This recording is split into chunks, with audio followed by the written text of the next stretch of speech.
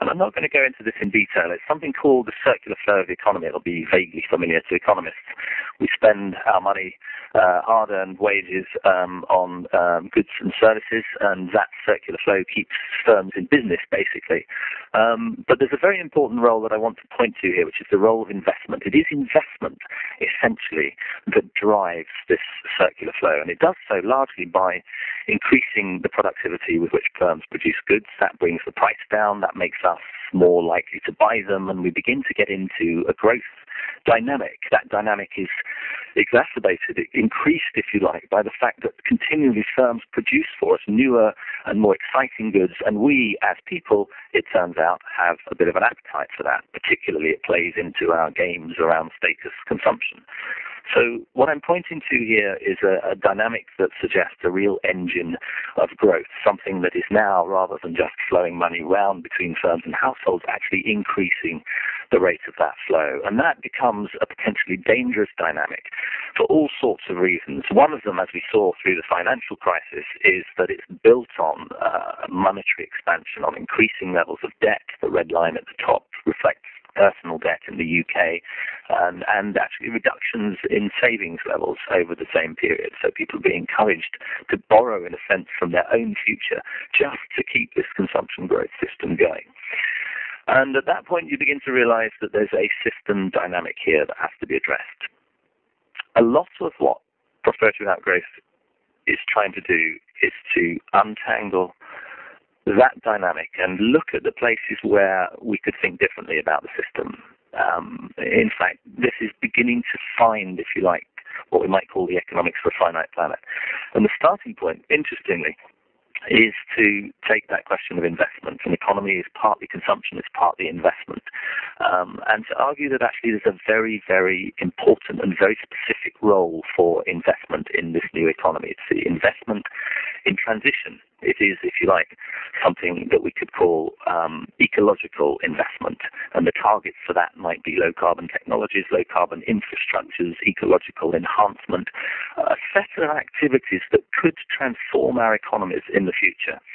One of the key lessons, though, when you look at this investment portfolio is that it works very differently from the existing portfolio. It has a kind of different ecology.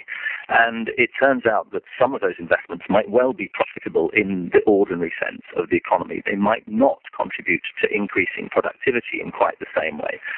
Some of those investments actually might not show monetary returns at all in a conventional sense, but they are absolutely vital to protect future social and ecological returns. So we have to rethink productivity, and that's one of the key messages from prosperity without growth. Investment matters, and our approach to productivity matters.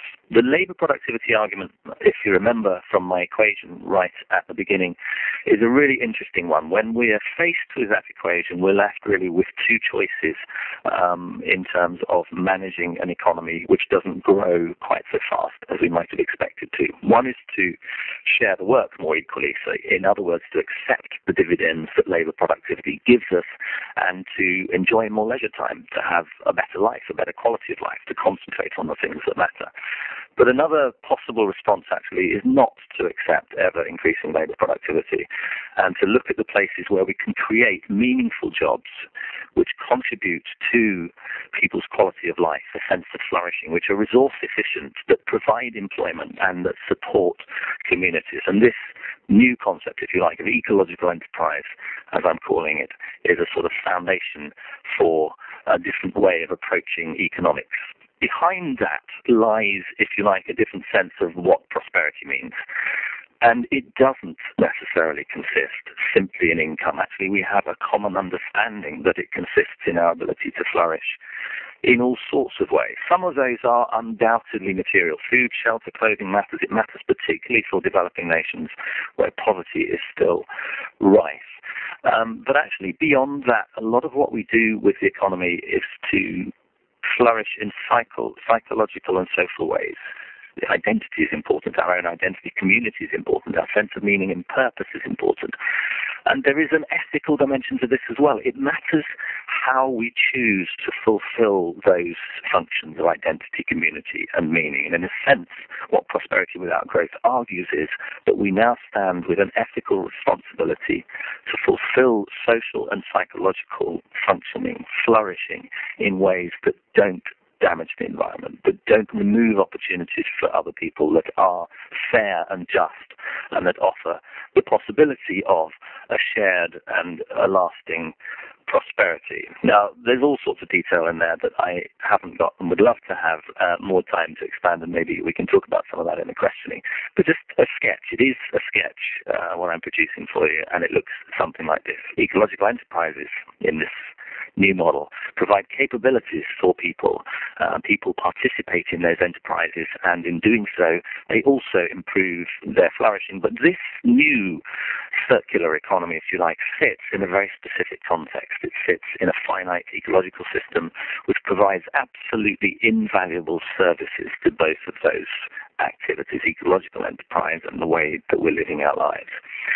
Those kinds of things are beginning to be recognized. What's less recognized, I think, and is equally important, that if we want that to keep going, we have to have a concept of ecological investment. We have to think of investing in ecological productivity, in ecological protection, in ecological enhancement, and in ways that we can continue as a species to flourish without going beyond our ecological constraints.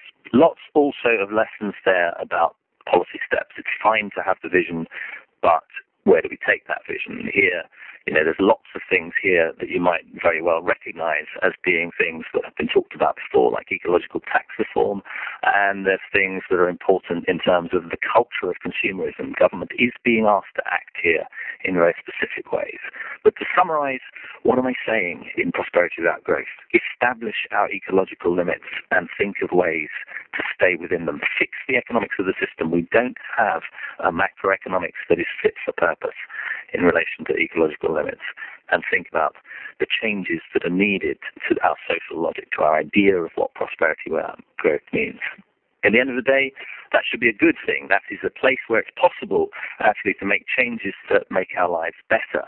And whether or not that is the case, as President Sarkozy has pointed out here, we have a responsibility to come up with that model.